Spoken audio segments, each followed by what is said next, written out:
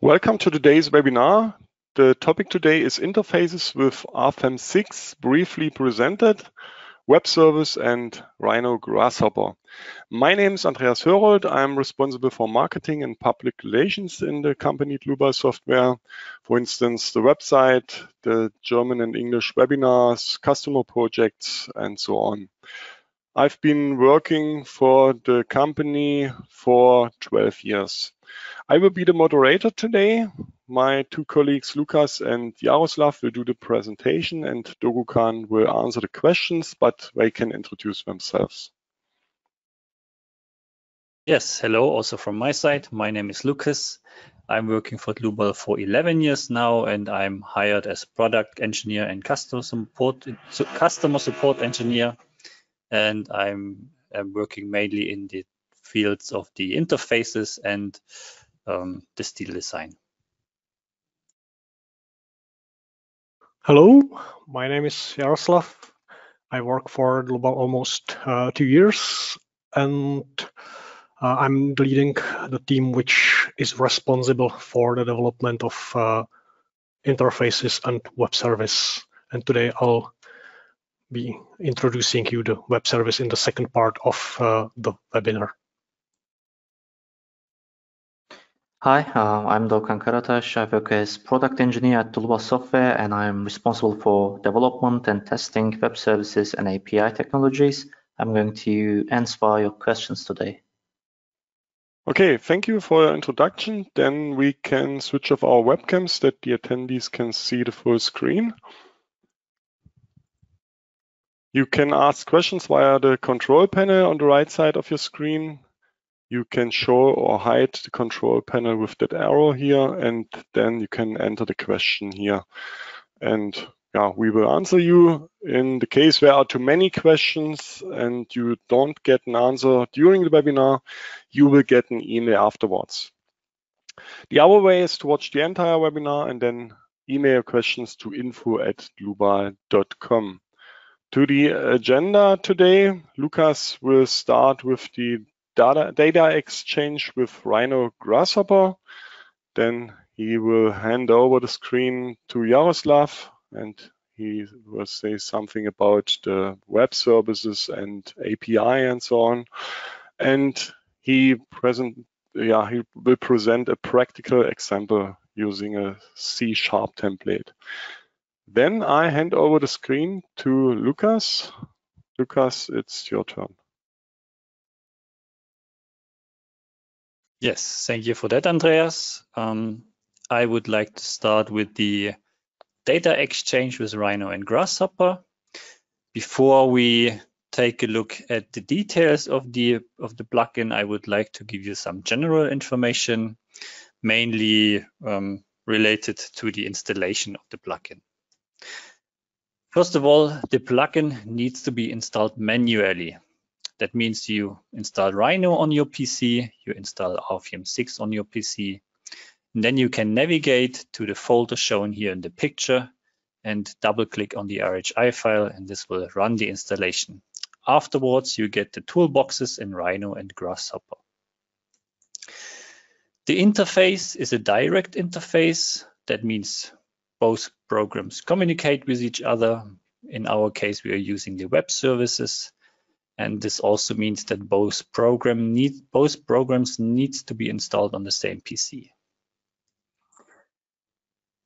Currently, if you want to use the plugin, you need a so-called web service license. This license is similar to a RFEM 6 license or a style design license. So if you want to use our feature web services, you need a license for that. In future, we would like to offer you this plugin for free, also now, basically.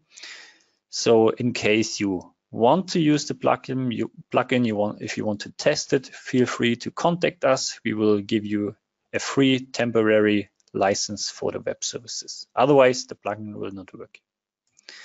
And one last information, if you installed both programs on your PC, you have a web service license assigned to your Dlubal license pool.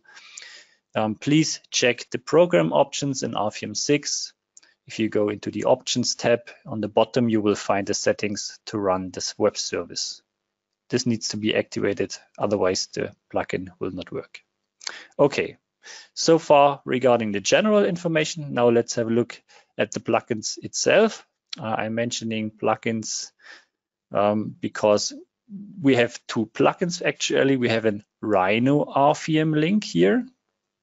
And with that link, you can import and export data. And the data are lines and surfaces. There are no additional informations to these lines and surfaces, so no materials, no thicknesses. It's a pure geometric import and export.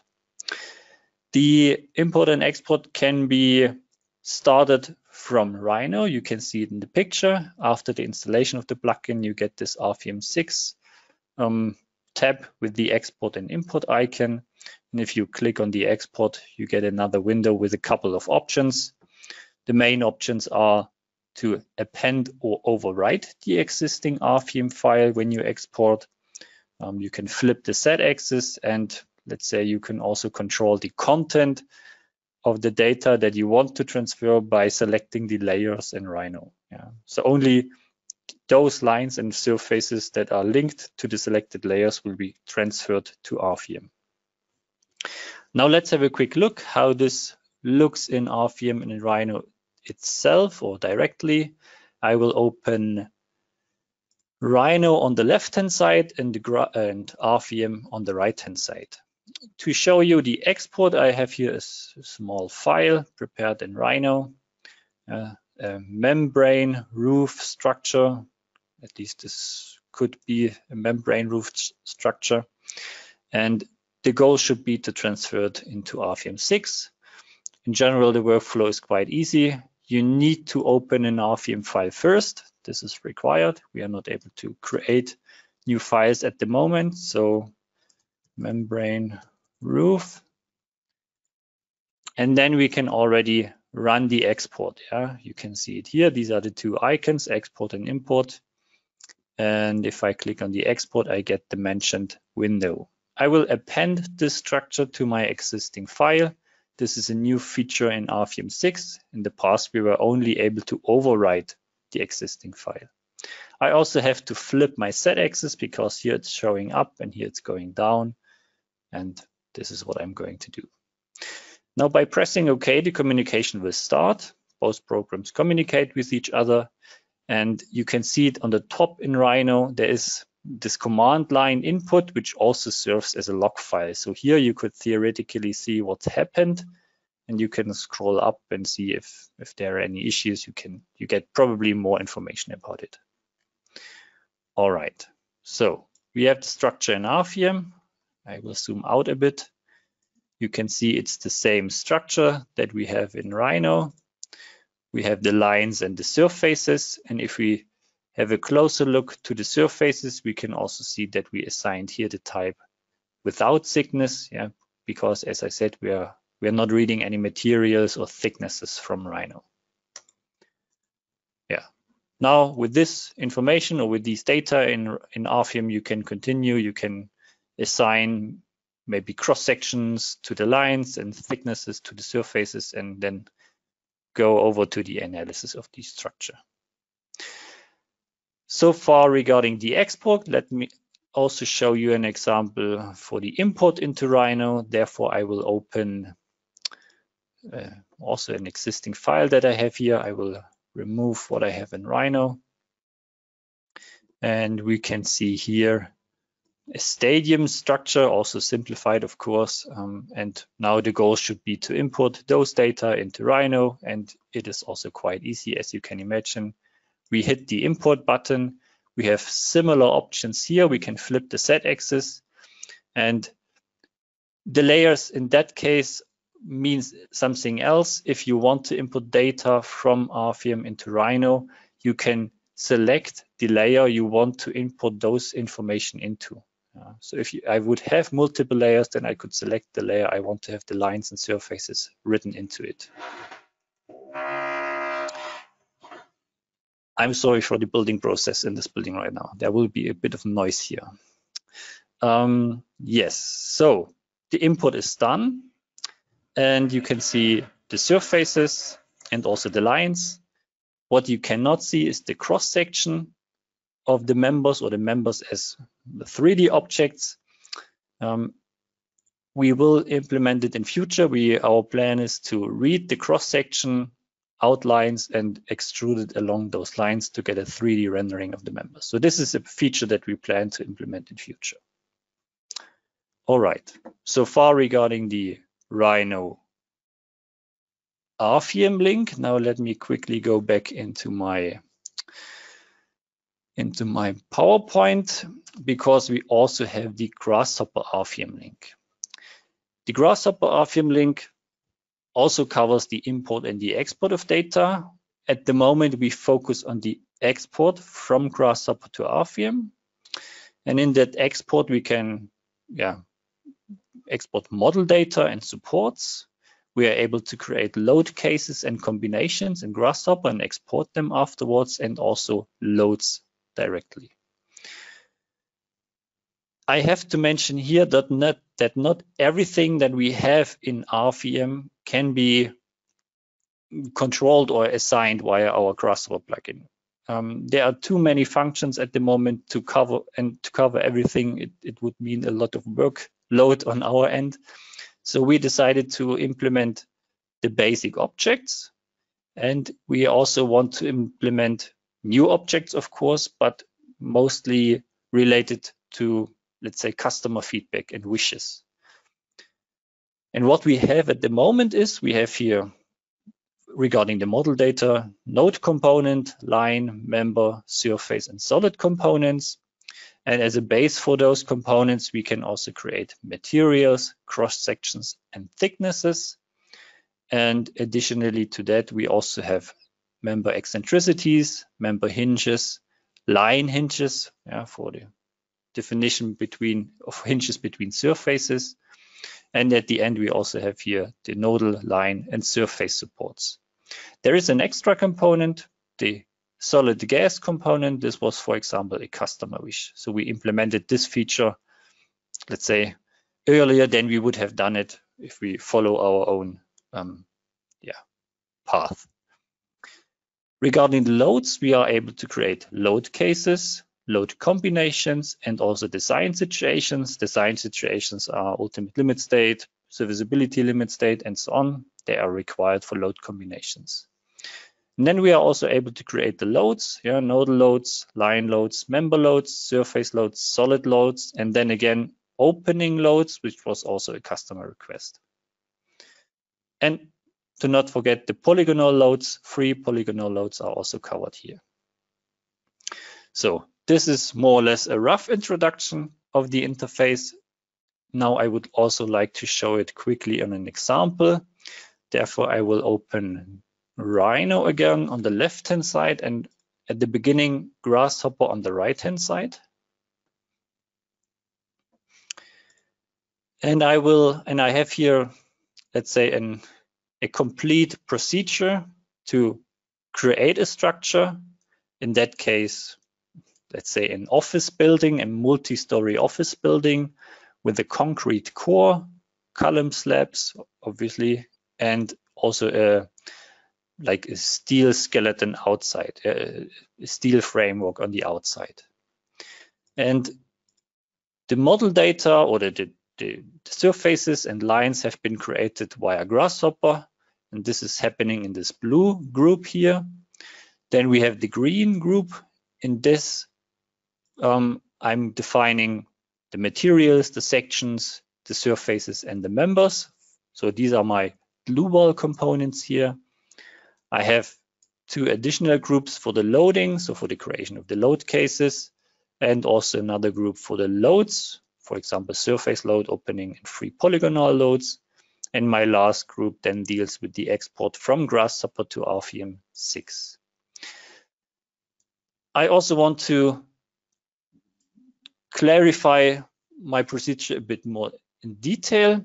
What I will not do today is I will not, let's say, build it up live. I will not create components today. I've done this in a previous webinar, And if you are interested in that, feel free to go on our website onto news and events, under webinars.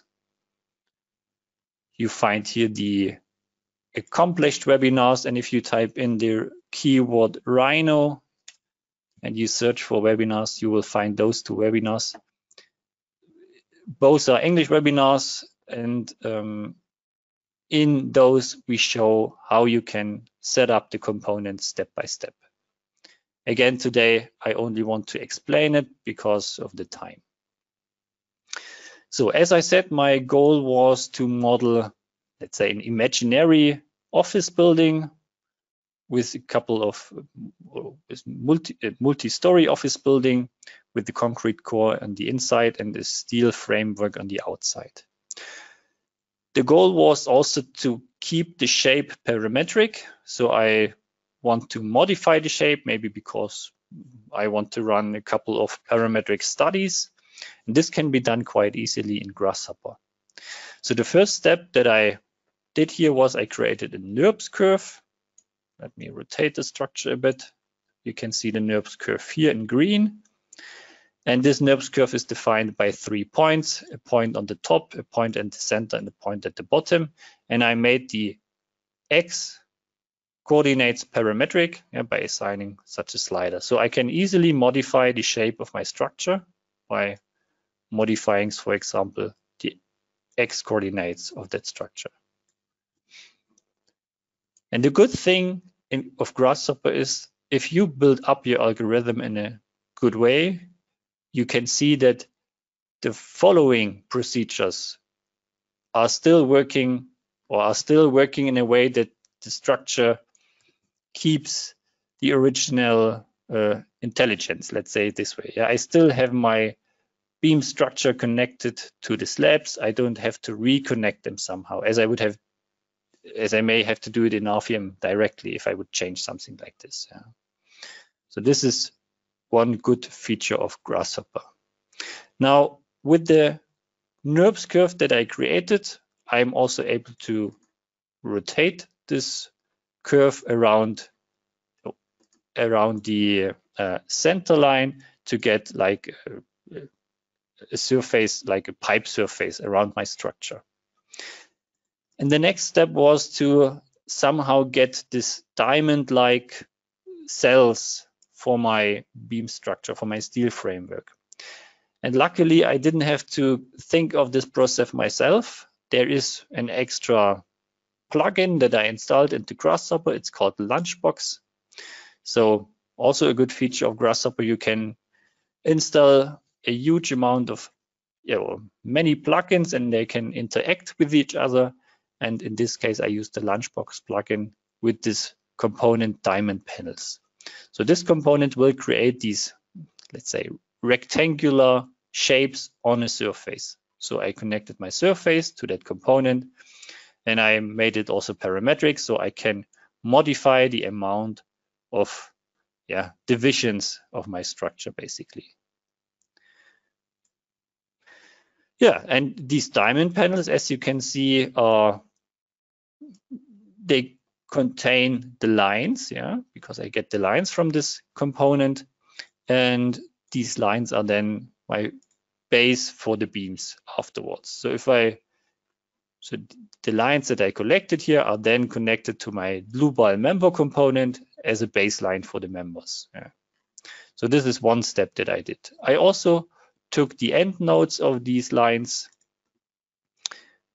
and let's say change the order a bit of the nodes and use nodes to create the boundary lines for my slabs and then also the slabs, of course, or the surfaces based on these boundary lines. And these are my surfaces that I will use for my concrete slabs in RFEM afterwards. And the last step that I did was to create a concrete core here simply by defining a rectangle on the bottom, also parametric. And then I simply extruded these lines once and copied the walls up to the roof. So this is the workflow in Grasshopper to create this building. And these surfaces and lines that I get out of it are the base for my members and surfaces. Now let's switch to the Dlubal model data group. Here I started with the definition of the materials and the cross sections. So here I have to say there are two ways how you can do that. If you want to create, let's say, members in RFEM 6 via Grasshopper, you first of all need, of course, like the baseline for those members, but you also need the cross section. Now, one way would be to define the cross section here in Grasshopper with the section component. And the other way would be if you already have a cross section in RFEM in the file that you will export your data into, for example, my RFEM 6 file here. I have here sections defined 1 to 5. Yeah, these are the numbers. I could also say in Grasshopper for the member, use section number 4. So I would simply assign the value 4 to my member component, and during the export, it will use the predefined IPE 400 section. So these are the two options. You can either create them from scratch, like I did here, or you would simply say here, I assign the ID number 4 into my section input of the member component, and then it will use the existing sections. And it's not working only for sections. This is a general feature. In my case, I created the materials from scratch. You can see here that I have some, let's say, small library, or actually it's more like a list of names from the materials. The names have or should be identical to the Dlubal names in our Dlubal material library. And then I created this little list item here to pick one of the name from that list by simply choosing the ID, the index from that list. So here I choose the index 0, which is the material S235. And this material name is the input for my material component. I created another one with a concrete material, and then I already switched to the sections. For the sections, we have a similar logic. We have to input the section name. The section name, again, should be similar to what we have in RFEM 6. So I created, again, a small list of, let's say, frequently used profiles, and I picked here the ID number 8.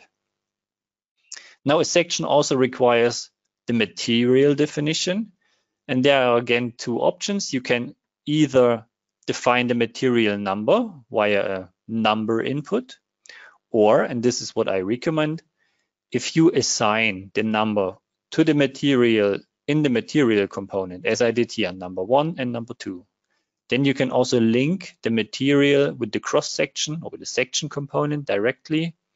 And this number, what I defined here, will be transferred into this component. So I don't have to put in here number 1 or 2. I can link both components directly, but I need to define the ID beforehand here. Again, this is a general logic, not just for materials and sections. So I also defined the thickness, which is then follows the same logic, and afterwards the members and surfaces. I already explained it for members. I used here the Grasshopper lines that I got from my diamond panel component, basically. Regarding the surfaces, same logic. I assigned the thickness directly to my surface component. The surfaces are based on my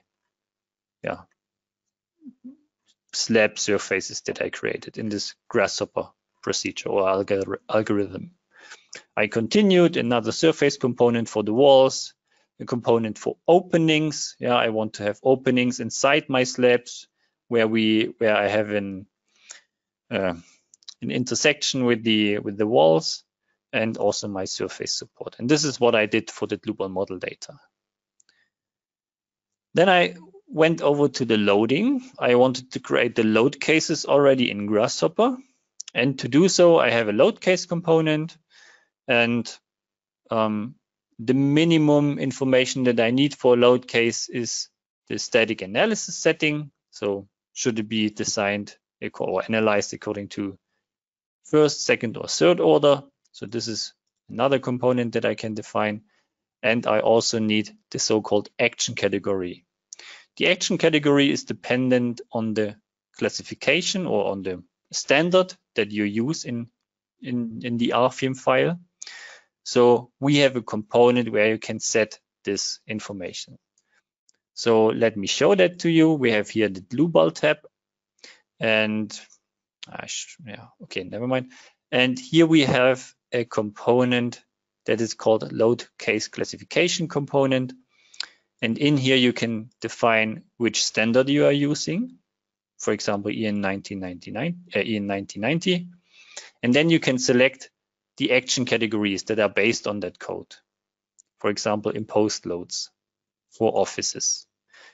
And this information that you get from this component, you can link afterwards directly to your load case. The alternative would have been to manually define the name of the action category. But if you take a look at the complexity of this information, then this is something you can't know basically, and you also don't really want to import manually. So that's why we invented this component to define or to read the action categories and assign situation names. And I did this 3 times. I have a dead load case, a live load case, and also another live load case. Then we already switched to the loads themselves. Here I define a surface load, for example, and the definition is quite easy. You take the surface load component from our Dlubal plugin, and you have to fill it with the information. It looks complicated, but it's quite easy. One of the informations that you have to define is, for example, the load type. The load type could be a force, it could be a moment, it could be a temperature. And the definition can be done via a so-called value list. So you simply connect the value list to this load type input, and then you get all the options in this drop-down menu. So you can say, okay, I have here a force, or maybe I have a temperature, and depending on this setting, the load will be set up. And it's the same logic we have for the load distribution, for the load direction, and so on. So the value list is a really helpful tool here. You don't have to input the information manually via a panel or anything like this. Yes, so this is what I did here. And the most tricky part is for loads is to get the right surface numbers, for example. If I have a surface load, I have to assign it to surface numbers. So I need the ID of the surface that I want to apply this load on. And in my case, I connected the surface number input with my, let me look for it. This is the input here. I connected it directly with this surface component. Again, this is only working because I assigned an ID to my surfaces beforehand. Yeah, I have here 21 surfaces. This is the surface component for my concrete slabs. So I need to assign 21 ID numbers to those surfaces, because those numbers then will be transferred via this line to this surface load component. So this is what I did here. And this is also what I recommend. Try to assign the IDs for your objects. Then you can connect them with this logic, which is quite handy. Yeah, I did the same for opening loads and for free polygon loads, and then I already can run my export. What the step you have to do is you have to connect all those components with the Dlubal component. Let's say I have like man in the middle. I have here a small data component that I used. So I connected everything in that component, and then just this one with the input, simply because I can easily drag it around and let's say put it next to my opening component and connect it then easily.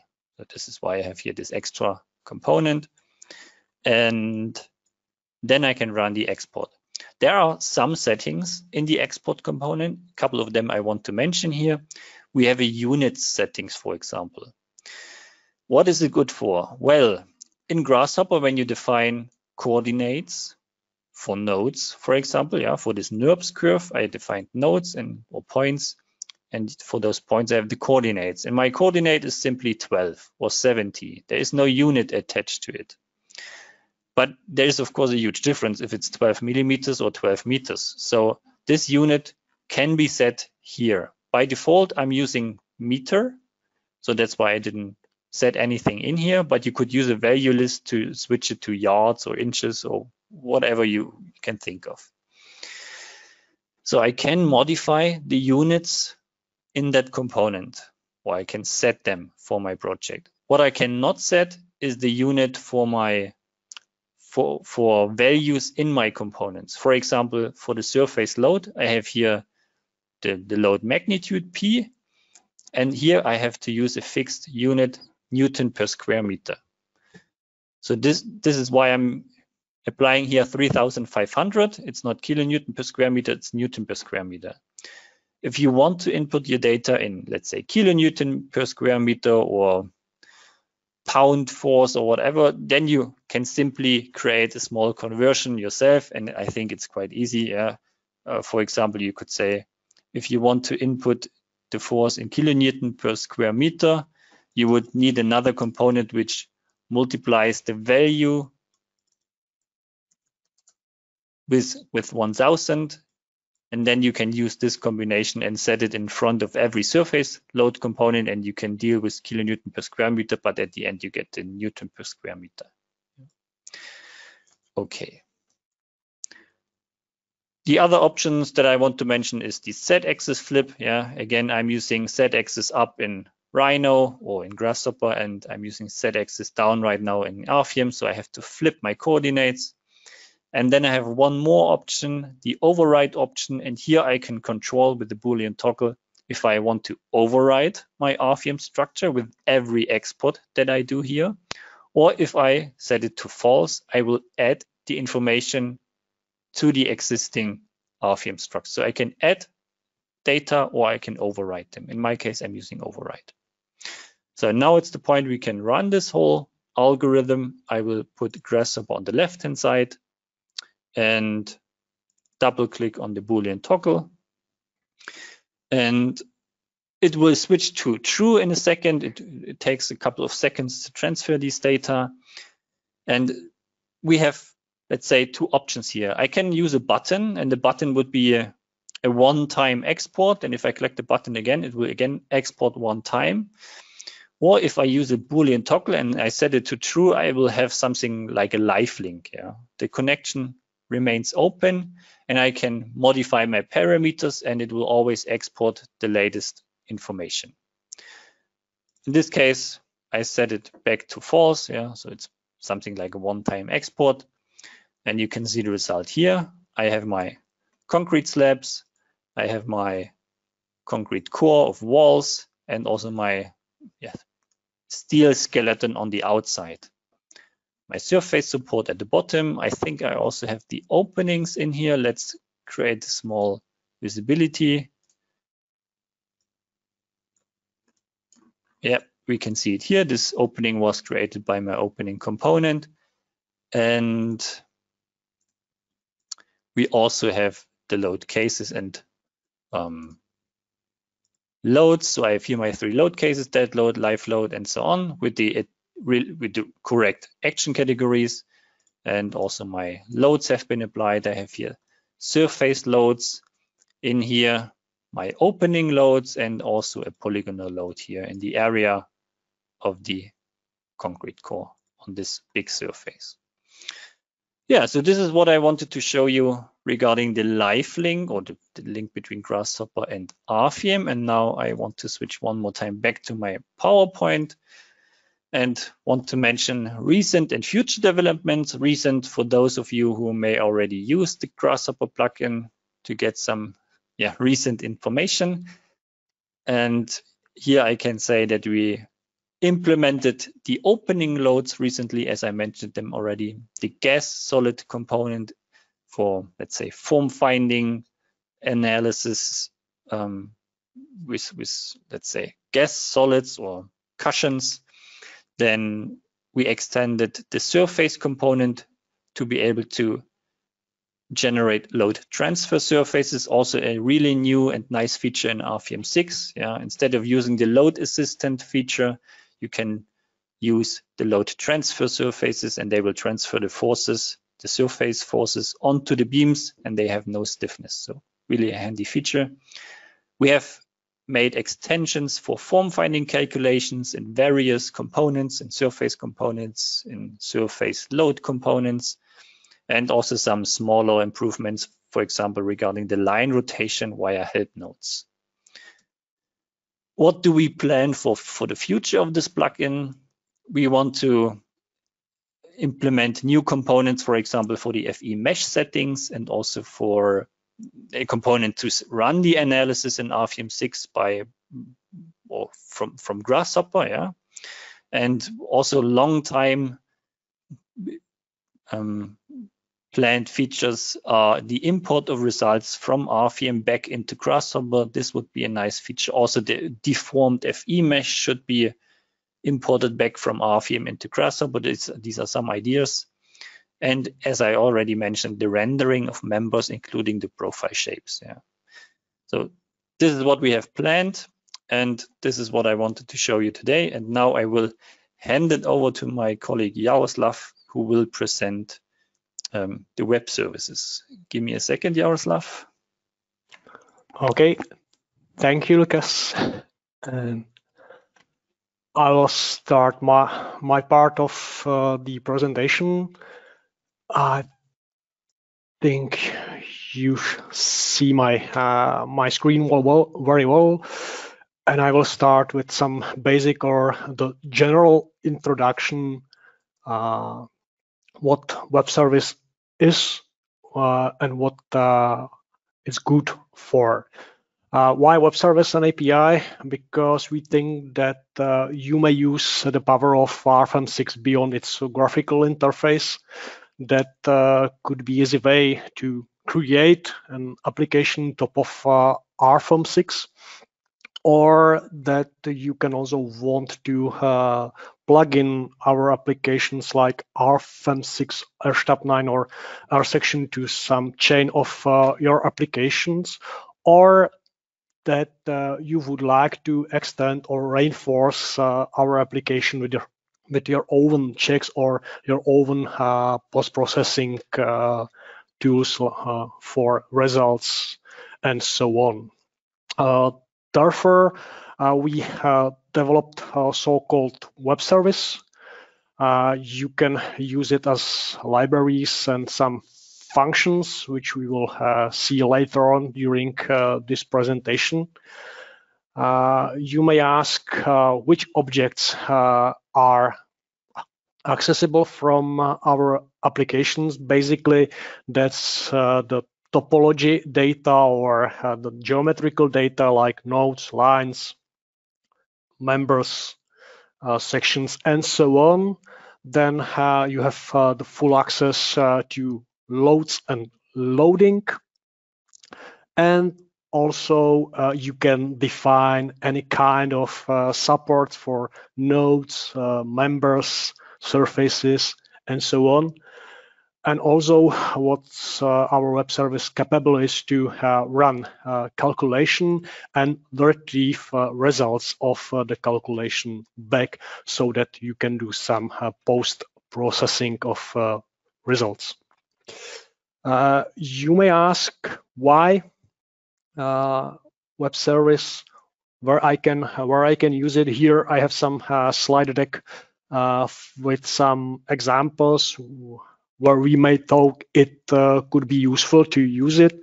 It could be used for the parameterized or modular structures like steel hulls or racks, scaffoldings, and so on, so that you would like to create some parametric models by your own with the scripting. So that's the area of application.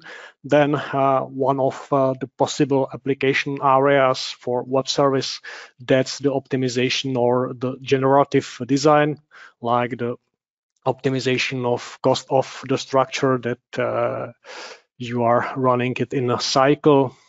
Also, my my colleague Lucas shown you the Grasshopper and the Rhino.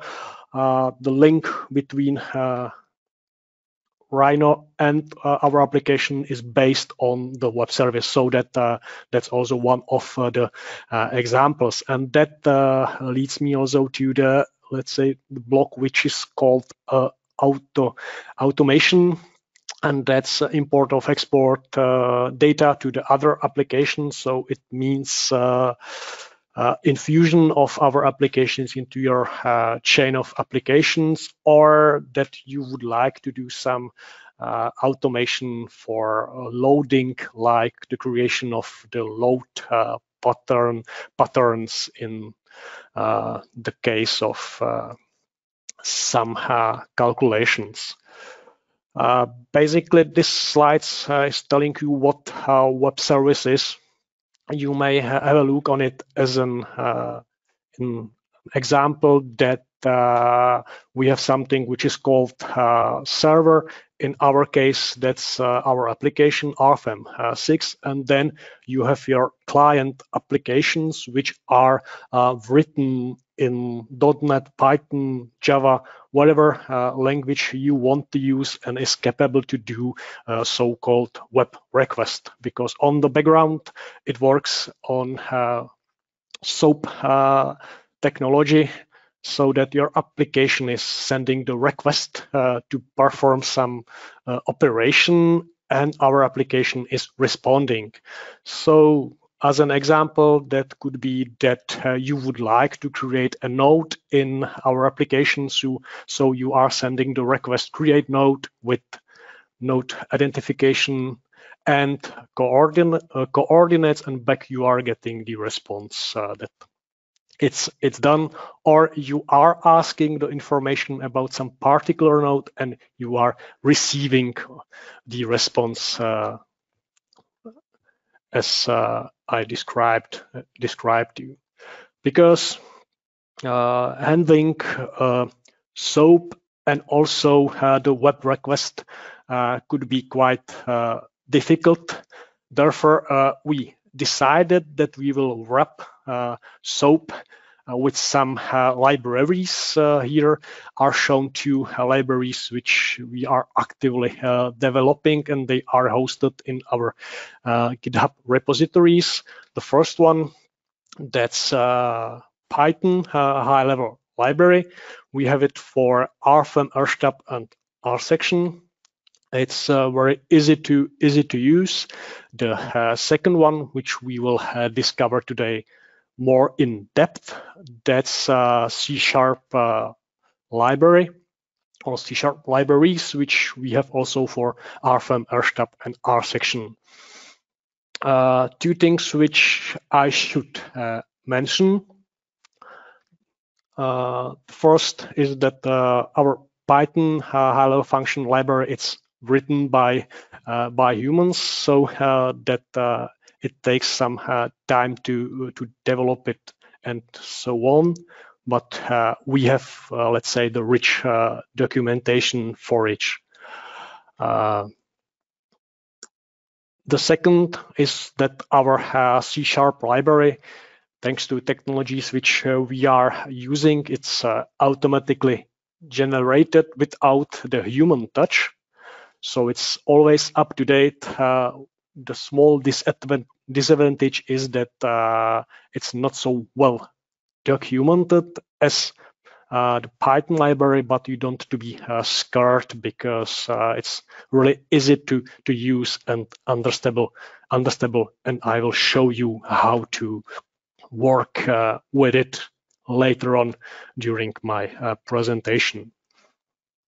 You may ask where to find the C# library. Well, there are, let's say, two entry points which you can use for a smooth start with our web service. The first one could be to visit the Nugget gallery and download the Nugget package, and then use it in your IDE which you prefer to use.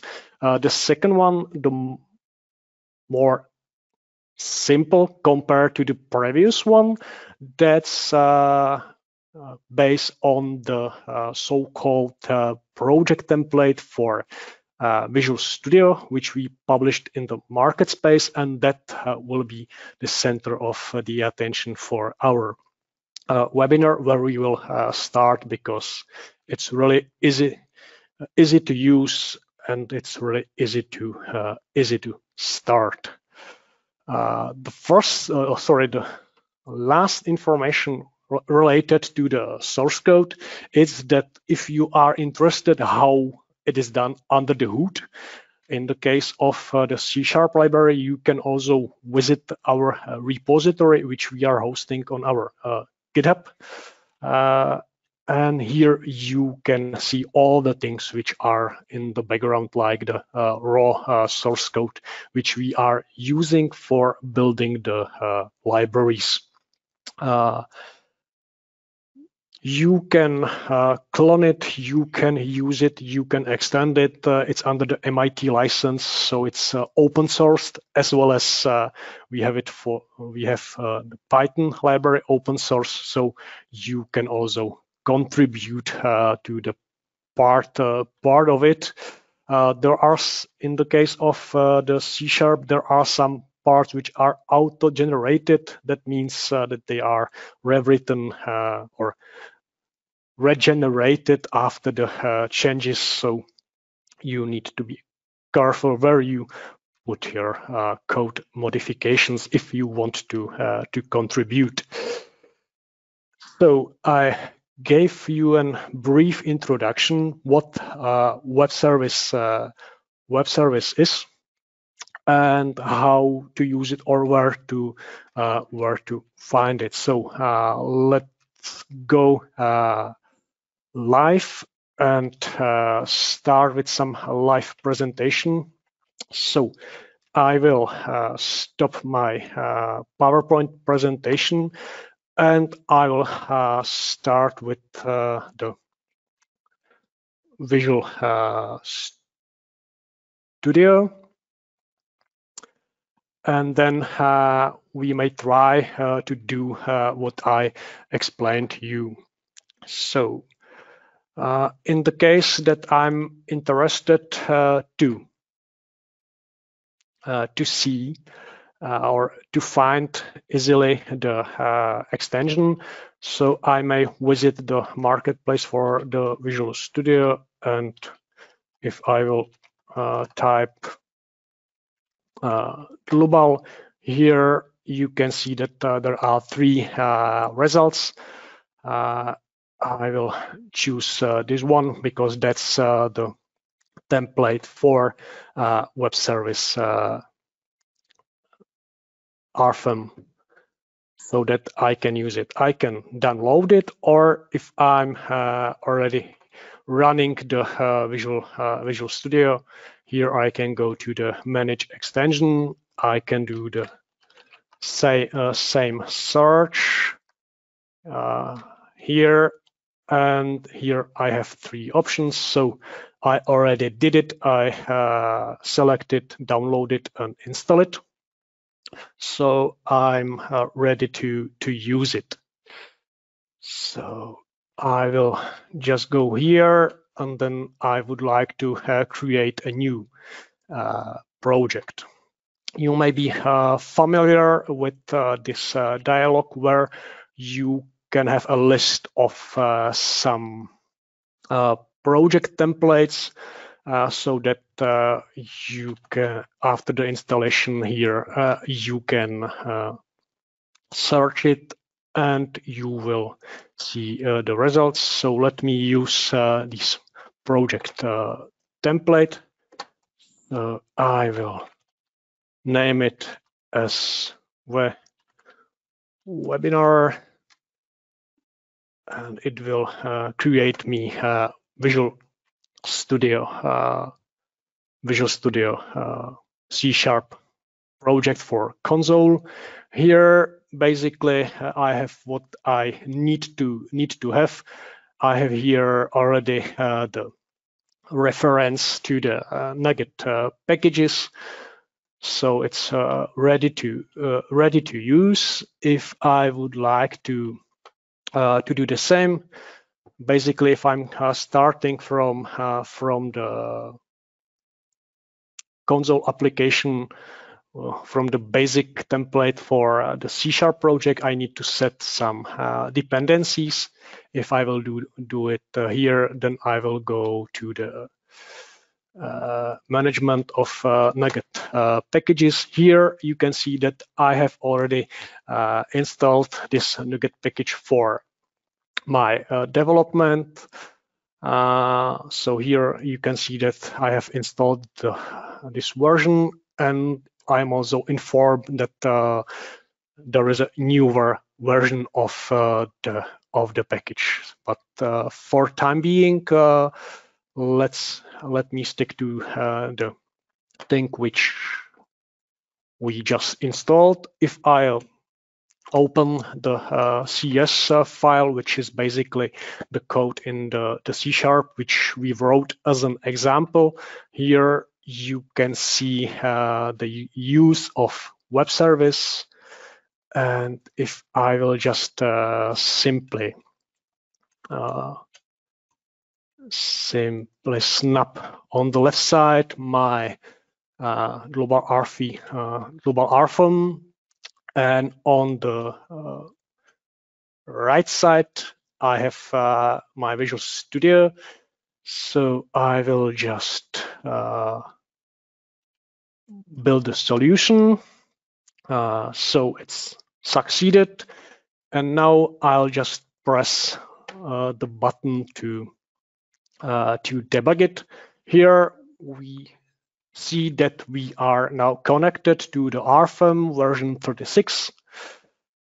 It's application type RFEM 6, and in the language it's English. On the background you can see that there is something happening, that there is a beam created and so on. And here you can see the output which was given by the web service. It was done in a hurry, but as you can see, I'm able in, let's say, 5 minutes to create the basic simple project based on our web service. So it's very easy to use it and then to modify it. If I will go back to the code. So here, basically, because it's web service, you need to set some endpoint. By default, it's running on the localhost 8081.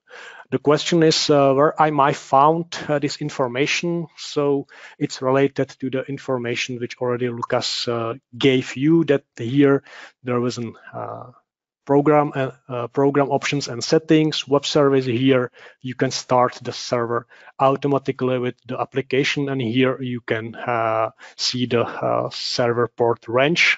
So 8081, it's for the application, from 8082 to 8089. That's for the models.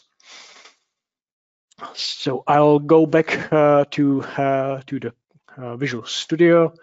So here some informations related to the endpoint, and then if I will show you how it's done. So here I have a pieces of the code where I'm establishing the communication between my application and the RFEM or RSTAB. Basically, you can just do copy and paste with your application, because here I'm just creating the application client with address where to connect. Then here I'm getting the information which you have seen running. And then here I'm creating the new model with the name my test model, receiving some URL which I'm using to connect to the model client, and then I'm just creating the basic model which you have seen, and that's I created the concrete material, rectangular cross section. I have two nodes. Then I have one line which is connecting two nodes. I have one member where I'm using such a line as a centroidal axis of the member. With the rectangular section, I have nodal support currently, which is the fixed. And then I'm sending this data to my application where I'm starting the modification. I'm sending the information via the set methods. And then I'm starting to create some thing which I need to have for analysis. That's the static analysis settings, load case, design situation, load combination, and so on. Finally, I have the member load. I do the same things which I did before with the modifications, and then I'm also able to get some information back, like the mesh statistics, run calculation, and get also some information if the calculation is not successful here. I'm believing that everything is okay, therefore there is just the else with calculation finished successfully. And last part that's related to the results, where I'm able to check if model has results, if results are for the particular load case or load combinations, and then I'm asking the internal forces. Basically, that's it. And at the end, I'm just closing the model. So I will run it once again, just to show you the results in the application. So here you can see that I have the rectangular beam, and here I'll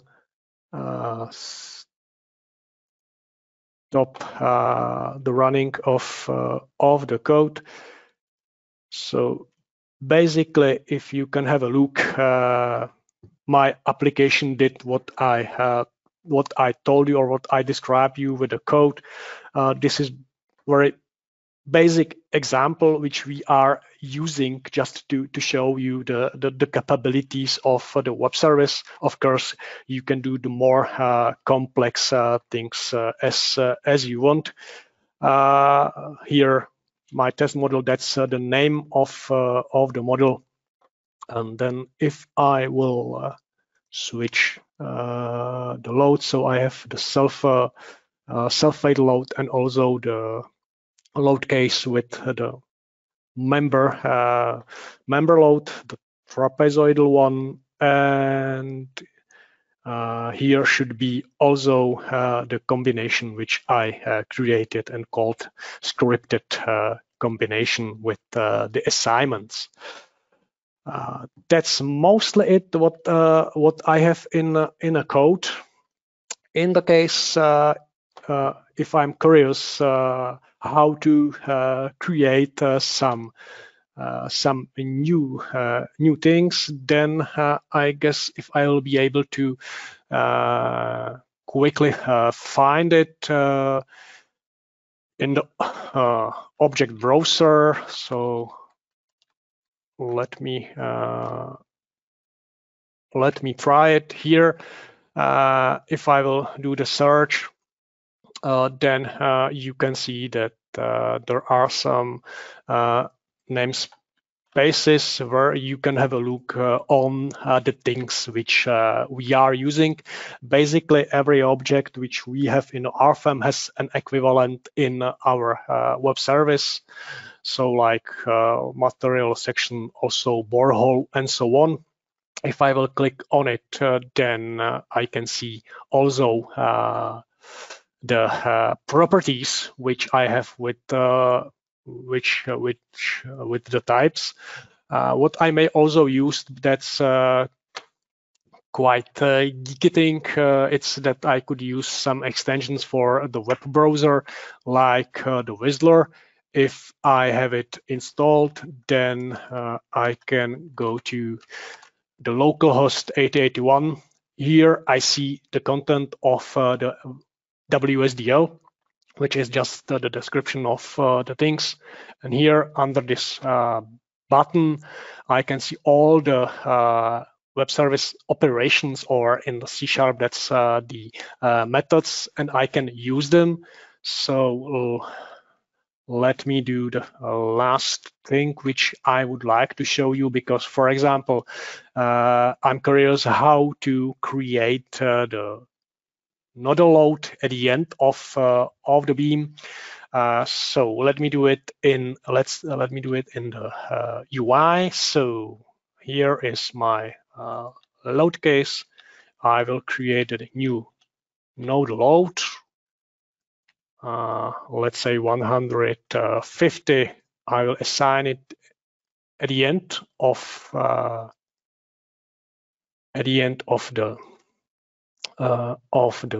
beam. And then what I'm curious to do is that I will ask the active model.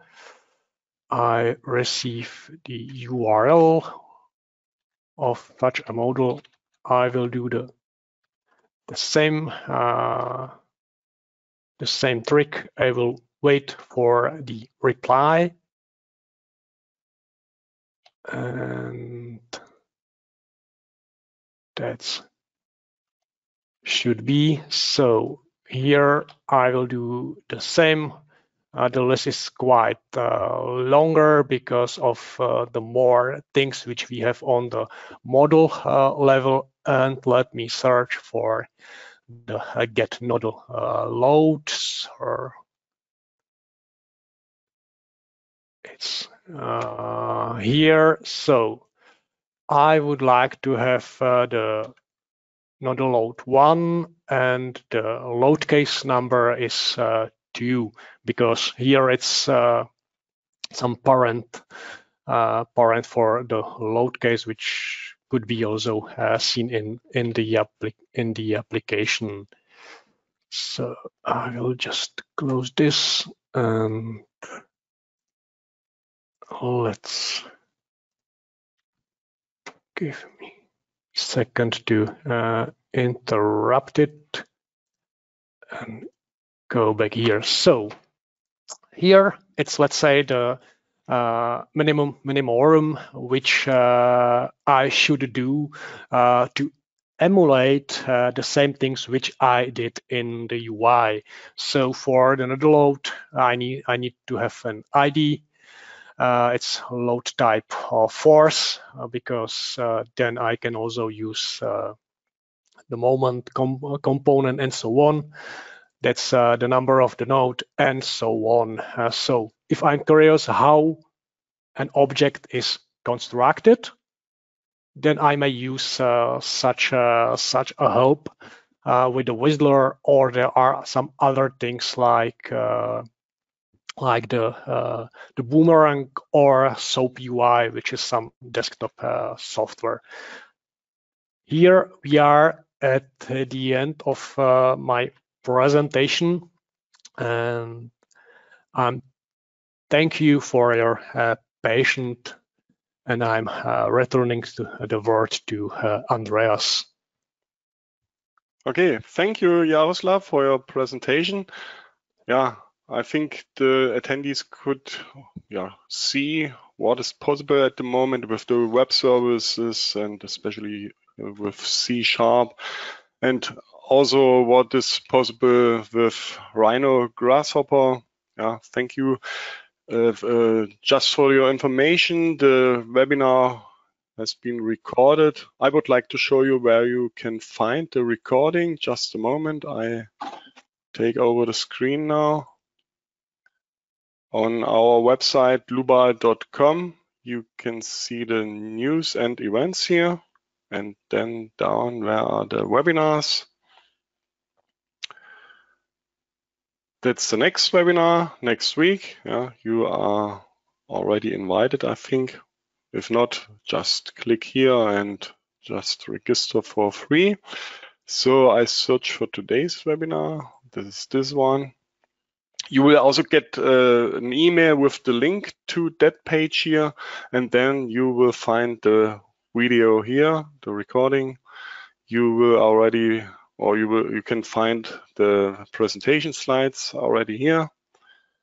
Yeah, and if you would like to try it out by yourself, for example, with the trial version, if you don't have RFEM 6 or RSTAB 9, then just click here, free trial version. For example, the RFEM 6 trial. You can use it with all add-ons and so on. It's a full version for 90 days. Yeah, you can try this webinar or another webinar, and yeah, it's for free. Okay, then that's also all from my side. I would like to say thank you for your attention. Thanks to my two colleagues for the presentation, Lukas and Jaroslav. Yeah, and thanks to Dogukan for answering the questions. I wish all a nice rest of the day. Maybe we see or hear each other in another webinar. Bye-bye. Bye-bye. Bye.